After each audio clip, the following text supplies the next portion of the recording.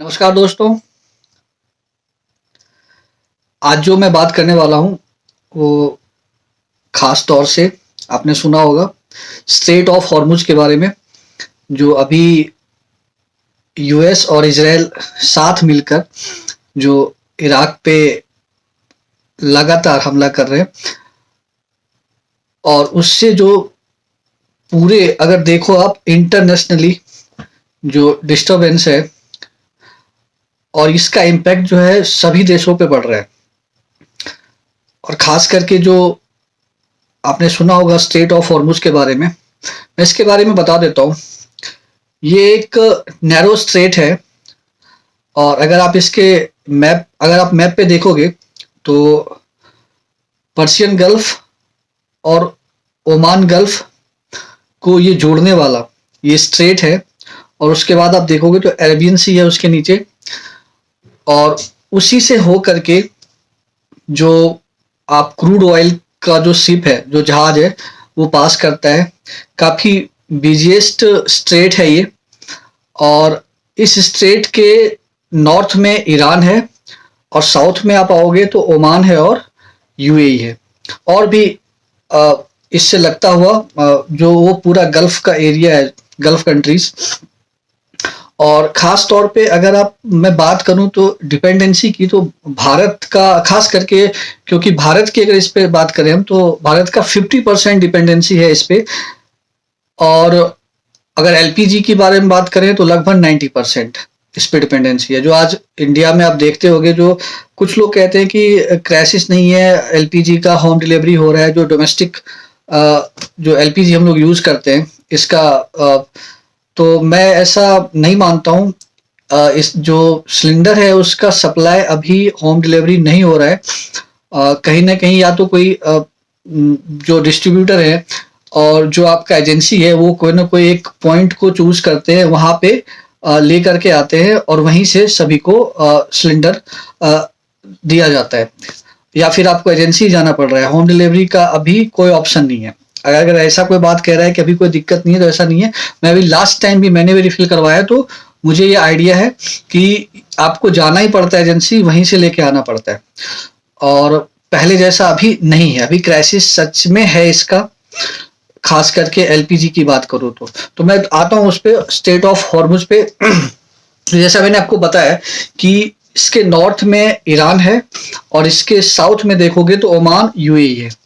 और इस पे जो है खास करके ईरान का कब्जा है।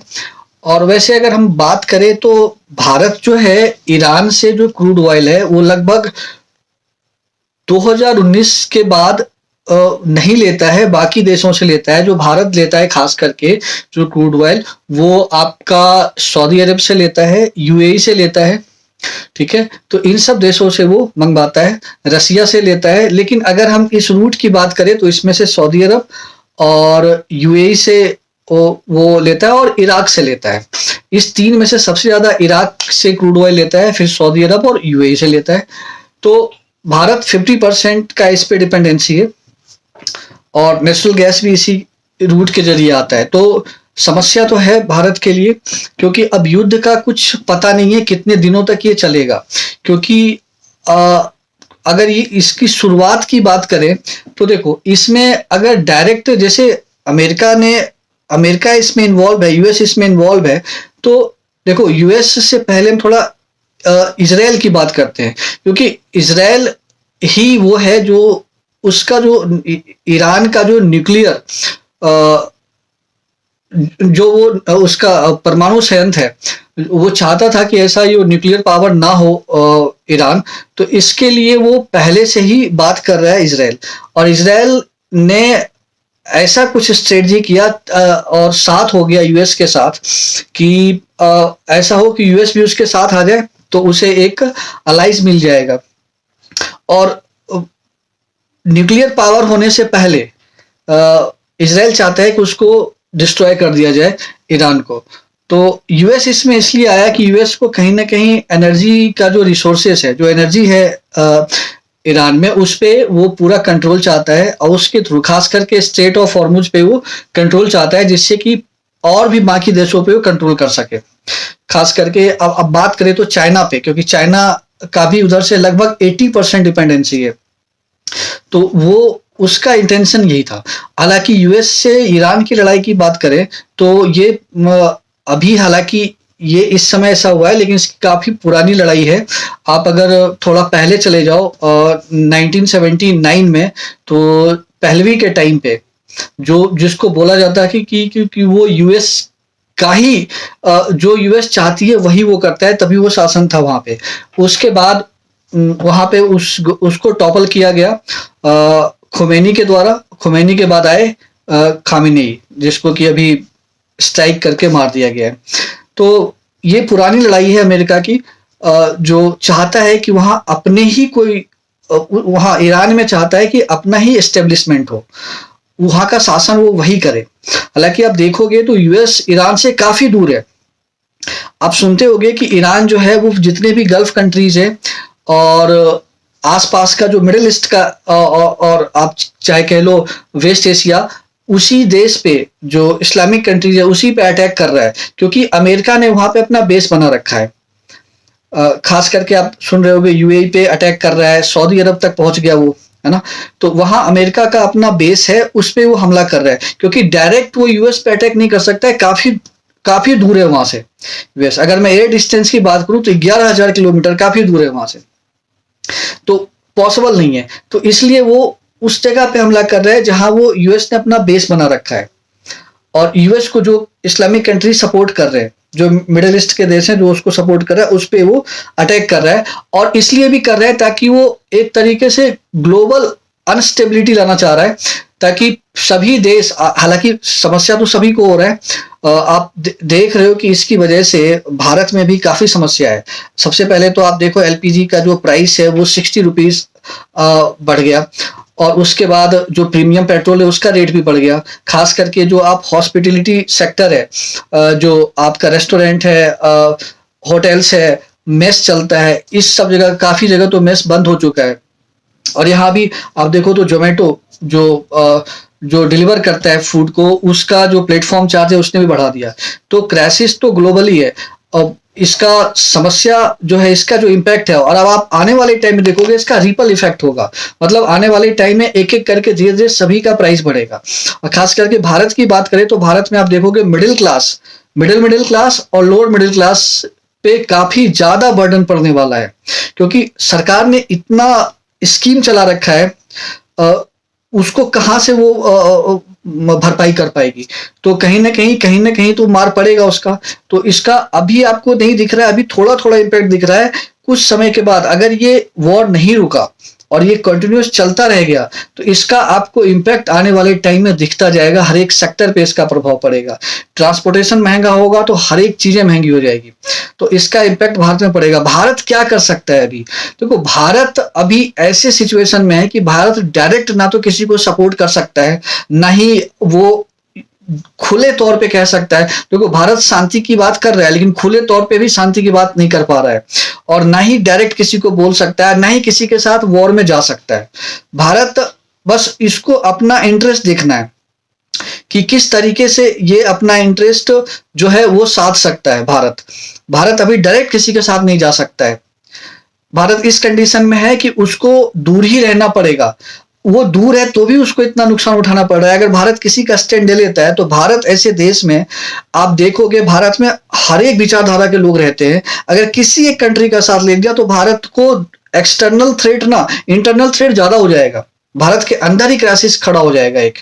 तो भारत को अभी काफी सोच समझ के कदम उठाना पड़ेगा। भारत को जो चाहिए वो भारत को लाना पड़ेगा बाहर से, कैसे भी करके, डिप्लोमेटिक रिलेशन बना के या जैसे भी करके। भारत किसी का स्टैंड नहीं ले सकता है अभी। और जहां तक अमेरिका की बात करें, तो अमेरिका का अगर आप देखो तो पूरा पागलपन है। देखो, इसमें अगर पूरा इंटरेस्ट देखा जाए तो इजराइल का है। इजराइल चाहता है ईरान को तबाह करना। उसका कारण है, सिंपल सा कारण है, न्यूक्लियर पावर की बात। वो चाहता है कि न्यूक्लियर पावर ईरान के पास ना हो। अगर वो होगा तो सबसे पहले उसी को दागेगा। तो इजराइल चाहता है कि वो तैयार हो, उससे पहले हम उसको डिस्ट्रॉय कर दें, ईरान को। तो इसका डायरेक्ट जो इंटरेस्ट है वो इजराइल का है। और उसका साथ यूएस दिया है। और यूएस अगर देखा जाए तो यूएस चाहता है कि उसके जो उसका एनर्जी है, जो इसके रिसोर्सेस है, उस पर कब्जा करना चाहता है। और यूएस का लड़ाई काफी पुराना है, अगर देखा जाए तो मैंने आपको बताया था 1979 के समय पे जब जब पहलवी को टॉपल करके जब खुमैनी आए, फिर खामेनेई, फिर उसके बाद ये खामेनेई जो है लगभग 3 दशक तक वहां पे शासन ईरान में किया इन्होंने। तो काफी लंबे समय तक वहां पे शासन किया है। और अगर आप देखोगे इस पूरे वॉर सिचुएशन को, तो ये जो पूरा स्टेट ऑफ हॉर्मुज है, इसका अगर मैं बात करूं तो ये जो है, अगर मैं इसका थोड़ा सा समझा दूं इसका कितना एरिया एक्वायर कर रहा है, तो ये अगर बात करें तो 90 नॉटिकल माइल्स, ये अगर बात करें तो 167 किलोमीटर के आसपास ये लंबा है। और ये जो वाइड है ये लगभग है 33 किलोमीटर वाइड है। और इतना सरकरा होने के कारण, इतना नैरो होने के बावजूद भी यहाँ से बहुत सारा शिप पास होता है। अगर देखा जाए तो तकरीबन एक दिन में 100 शिप पास होता था, और महीने की बात करें तो लगभग 3500 शिप यहाँ से जहाज यहाँ से गुजरता है, जो कि अभी घट करके लगभग 30 रह चुका है। और अगर ये जारी रहता है तो अभी और ज्यादा क्राइसिस आ सकता है, खास करके जो हम डोमेस्टिक सप्लाई की बात करें जैसे एलपीजी की, इसका समस्या खड़ा हो सकता है। और ये इतना अनसर्टेन वॉर है कि आप इसमें अंदाजा लगाना काफी मुश्किल है। अमेरिका ने सोचा था कि हम कुछ एक अटैक करके हम उस पे एक तरीके से अपना कब्जा कर लेंगे, लेकिन अब खुद आप देखोगे यूएस खुद फंस चुका है। यूएस अब इस तरीके से फंस गया है कि अब वो डायरेक्टली निकल भी नहीं सकता है, क्योंकि वो कहीं ना कहीं उसको अपना एक ईगो, जिसको सुपर पावर की बात कहते हैं, वो हर्ट हो जाएगा अगर वो वहां से निकलता है तो। और वहां वो फंस चुका है। उसको अंदाजा नहीं था कि ईरान का जो रिटेलिएशन होगा इस तरीके से होगा। ईरान डायरेक्ट यूएस पे तो अटैक नहीं कर रहा है, लेकिन जो यूएस का बेस है पूरा मिडिल ईस्ट में, उस सब जगह अटैक कर रहा है, सबको डिस्ट्रॉय कर रहा है। और खास करके वो वहां जाके फंस गया है। और अगर आप ग्लोबली बात करो तो अगर इस समय बात करें तो अभी ग्लोबल क्राइसिस है। मतलब ऐसा नहीं कि मैं पैनिक वाली बात कर रहा हूं, आप खुद भी देखो, इसके वजह से आप स्टॉक मार्केट देख सकते हो, पूरा इकोनॉमी का क्या मतलब बैंड बजा हुआ है। मार्केट इतना वॉलेटाइल है कि आप कभी देखो, कभी तो 2000 पॉइंट किसी दिन गिर जाता है, कभी अचानक से कुछ बड़ा, मतलब स्टेबिलिटी नहीं है। आप कुछ भी यहाँ पे डिसाइड नहीं कर सकते हो। अभी ऐसा सोच लो कि कुछ भी आप स्ट्रेटेजिक तरीके से नहीं कर पा रहे हो। तो ये सिचुएशन ऐसा हो चुका है जो अभी मतलब स्टेबल नहीं है, और वॉर कितने दिनों तक होगा ये भी नहीं पता है। खास करके इजराइल की बात करूं तो इजराइल एकदम रुकने को तैयार नहीं है।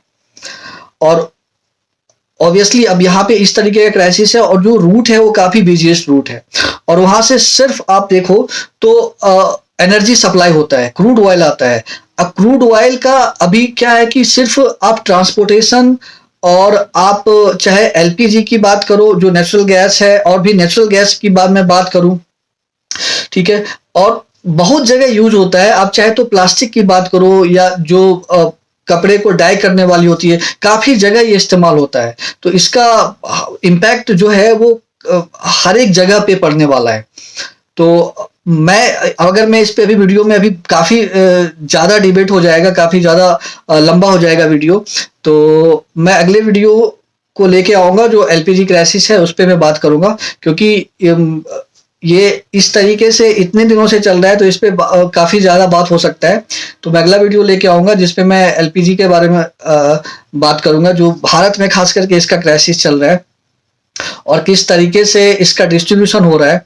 और जो लोग कह रहे हैं कि कुछ ऐसे भी लोग हैं जो कह रहे हैं कि बहुत आसानी से होम डिलीवरी हो रहा है, तो ऐसा नहीं हो रहा है। होम डिलीवरी नहीं हो रहा है, कोई ऐसे पॉइंट पे आपको बुलाया जाता है, वहीं से डिस्ट्रीब्यूट करा जाता है ये सब चीजें। तो मिलते हैं अगले वीडियो में, और भी बहुत सारा बात करेंगे इसके बारे में। तब तक के लिए धन्यवाद।